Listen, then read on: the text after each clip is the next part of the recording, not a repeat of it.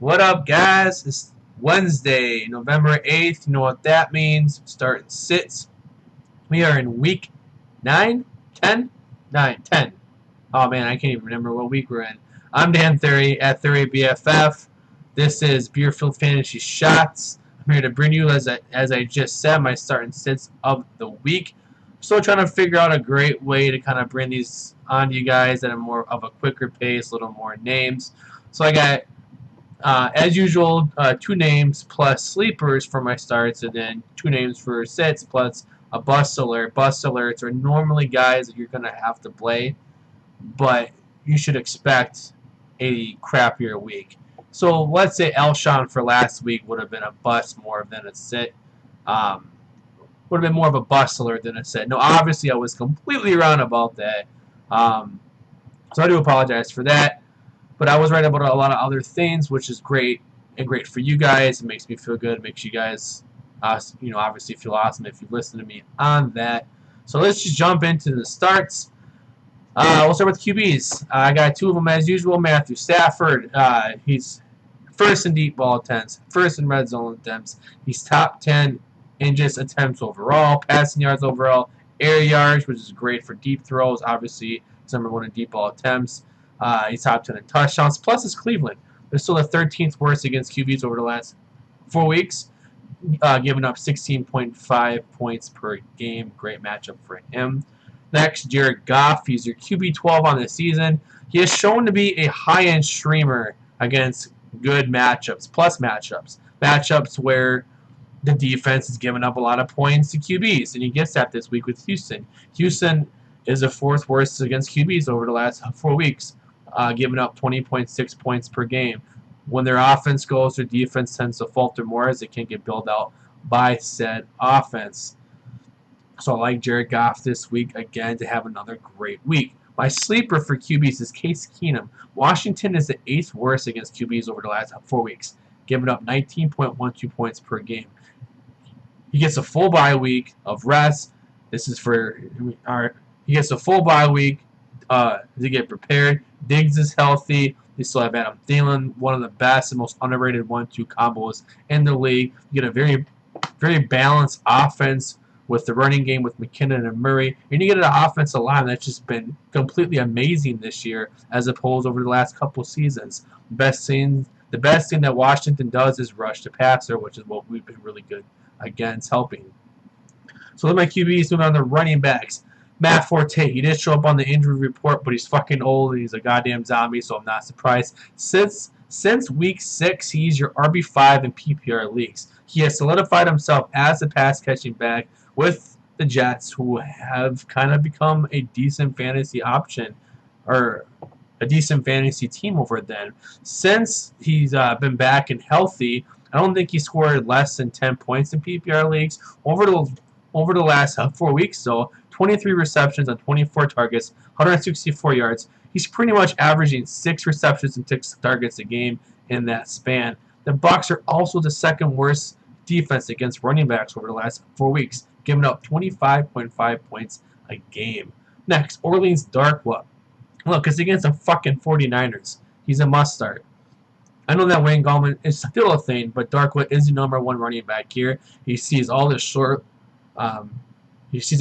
down work, and even though the Giants are a bad offense, there's still enough chances for him to give them a great week. They just gave up fucking 150 yards to Adrian Peterson, who has like 3 knees that has blown out on him over the time.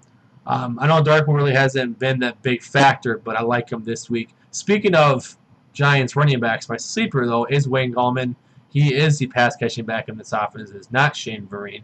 Since week 4, minus last week, he's given you at least 2 targets and 2 receptions in that time. Like I said, he's not a must-start. He's a sleeper. He's a guy that if you need a decent flex play in deeper leagues, Gallman could be that guy for you. He also sees random works in goal lines as well and in the red zones. So a lot like Darkwa, I like Gallman this week as well. Moving on to receivers. Mama Sanu. Over the last 3 weeks, he's the wide receiver 15 in PPR leagues. He has scored in the last 2 games Outside of last week, he has at least 6 targets. He has a very respectable 70.5% catch rate, and with Julio banged up, he could be in line for an even bigger day. Dallas is a decent matchup for receivers, not just overall. So I like Sanu, who gets a lot of underneath work on third down. He gets more involved in the red zone. He actually has more touchdowns than Julio. So I like Sanu this week. Deshaun Jackson. Mike Evans is suspended. Regardless whether or not you hate him for what he did against the Saints, he's still suspended. Jackson is now the #1 receiver this week, and as we've seen from the Bucs, they're willing to get him involved more than just a vertical threat.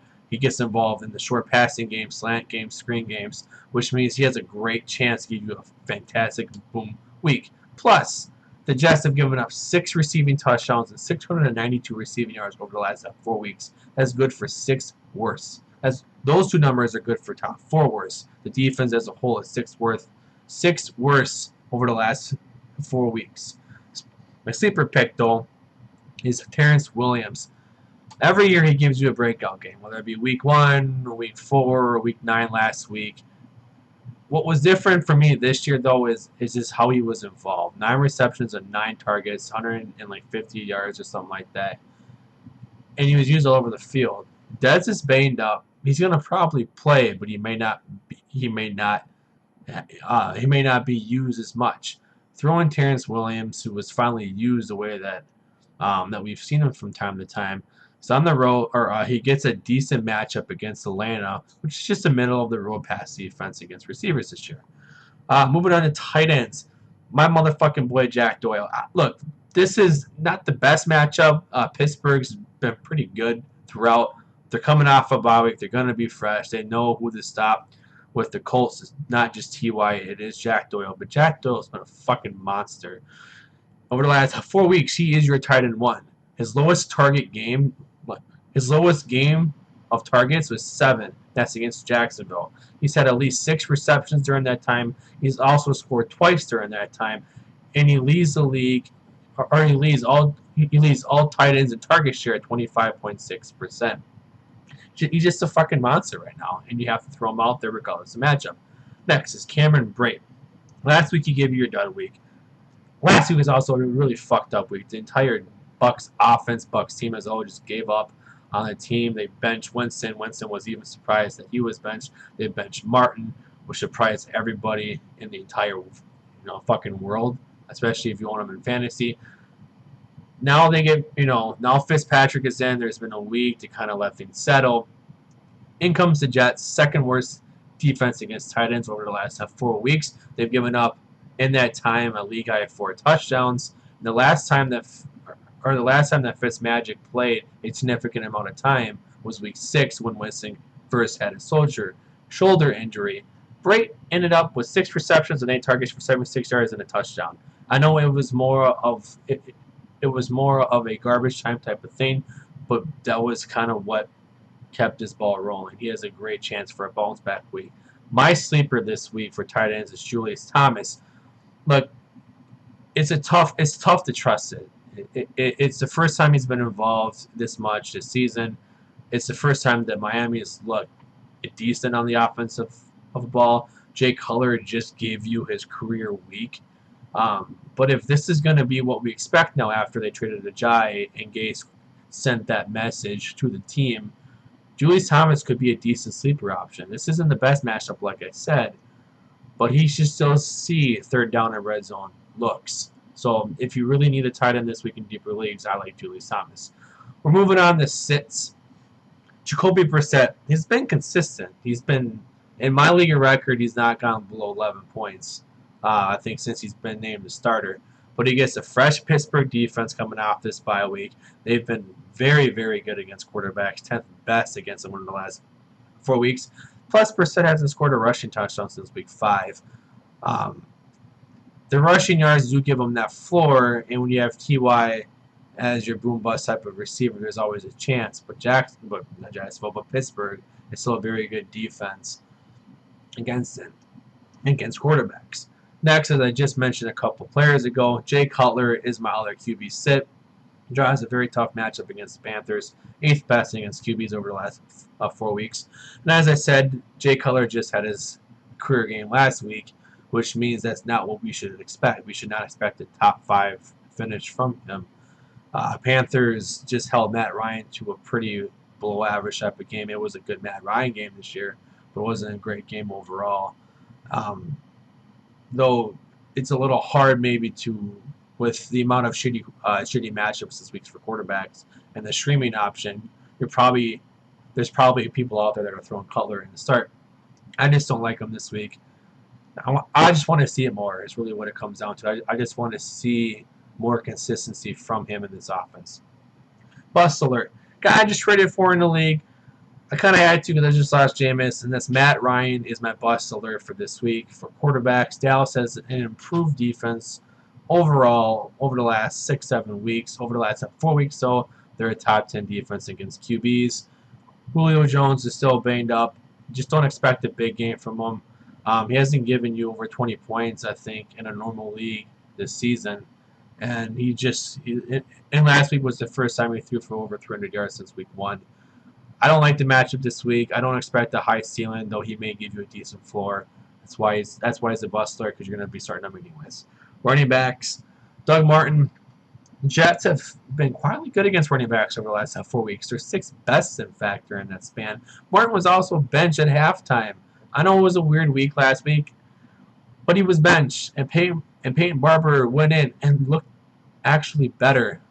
If that happens to be the case, then Martin's really fucked for this season. I do expect Martin to start, but you have a struggling offense with an inconsistent running back against an improved defense. I just don't expect a lot from Martin this week. If you have better options, look elsewhere. C.J. Anderson, it's really sad to see what happened to C.J. Anderson. I mean, he was a top 10 running back to start the season. Now the Broncos have moved into more of a RBBC with Devonta Booker and Jamal Charles getting similar touches. Anderson, I believe last week it was 9, 8, and 8. With C.J. Anderson, you're basically just hoping for some red zone rushes. Maybe he falls into the end zone, or he breaks one of the 9 carries he may get. The offense is too garbage to trust to get to the red zone consistently, and he's just not getting enough touches. It's tough, but you got to sit him, and you got to look elsewhere. My bust alert is Adrian Peterson. He's coming off a great week against the worst rush defense in football, and now he gets one of the best rush defenses in football on a short week where they know that he's getting the football. He is the entire offense right now outside of Larry Fitzgerald. They're going to know that he's coming. He also just had his career high in attempts at 37, which means he might be a little bit banged up, a little bit hurt. I know it's when people bet against AP, he goes off. I don't like him this week. I have him ranked as barely a start. If you have better options, look elsewhere. Just don't expect him to put up a good week. This could be a little bit ugly. Receivers. This isn't a bustler. I'm just right off sitting. Jordy Nelson. Since Brett Hundley has taken over, which is week 6 when Rodgers got hurt against the Vikings, he's wide receiver 65. 60-fucking-5. You can't trust him anymore. Him and Adams are seeing the same amount of targets generally a game. Those yardages are down. There's no chances for any red zone type of work. Without Rodgers, you cannot trust Jordy Nelson or any Packer receiver at this point. It looks like Green Bay may even just be thrown in the towel. They've moved more into a run-focused type of team. And now they get the Bears, which is a very improved defense over the course of this season. And they're on the road at Chicago. Do not at all like this matchup. Sit, Jordy. Next is Chris Hogan. I do realize that Chris Hogan could be a cop-out here. His arm is still in a sling, and he may not even go.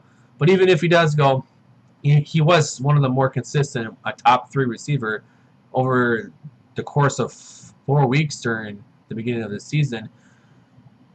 So he is able to get brought up at this point. And he goes up against the Broncos. They're still the 2nd best defense after last week against receivers. If he does play, he's more of a decoy. You may see a little more of Danny Amendola. I just don't like Chris Hogan at all. Even if Hogan was healthy, I wouldn't like him this week either. My bust alert, a guy that you're probably going to start, but you're going to hate yourself for doing it, is Keenan Allen. What's worse than playing with Rivers, who has been missing you consistently all season? You play with said Rivers against the fucking Jacksonville Jaguars. Enough said. Bad week for him in line. Lastly, tight end sits. Colby Fleener. Don't get cute. He had 2 receptions for 40 yards last week. He kind of showed up. Maybe. Don't trust him at all. Do not play him this week. He's barely fighting for his starting. He's barely fighting for the starting tight end spot against Josh Hill on his own team. Next, Austin Hooper. Little consistent over the last few weeks. Kind of been a little duddy though. Little inconsistent as well. He's playing against Dallas, which is, as I've said throughout the show, that they're an improved defense. They're actually 9th best against tight ends over the last 4 weeks. Even with Jones hurt, Hooper, you may say, may see increased chances. I don't like it as much this week. I think it's more of other receivers that would be getting a boost, not just Hooper. And my bust alert, my last bust alert is Charles Clay. Charles Clay is on track to play this week. And when he was healthy, he was a top 5 tight end. We saw that. We were all shocked by it. But now they traded for Kelvin Benjamin, and they get a Saints defense that has been phenomenal over the last 6-7 weeks here. Over the last 4 weeks, so they're 6th best against tight ends.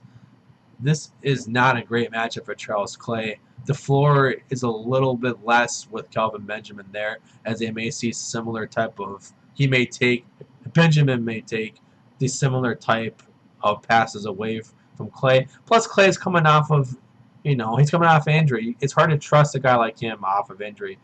There's going to be people out there that may pick him up and play him.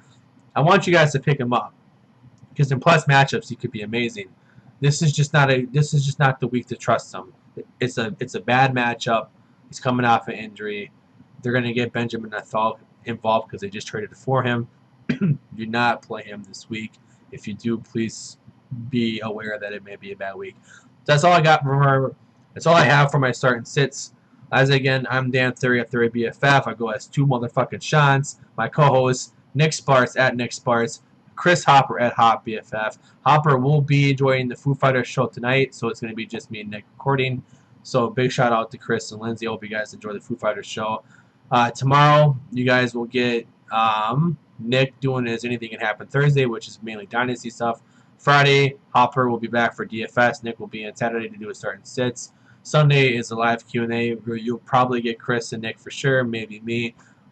We are in conversation of maybe changing up our schedules for the Shots episodes. We don't want you guys to feel oversaturated by us. Plus, we want you guys to get good content when we do release it, not just throwing together content or regurgitated content like we've been doing.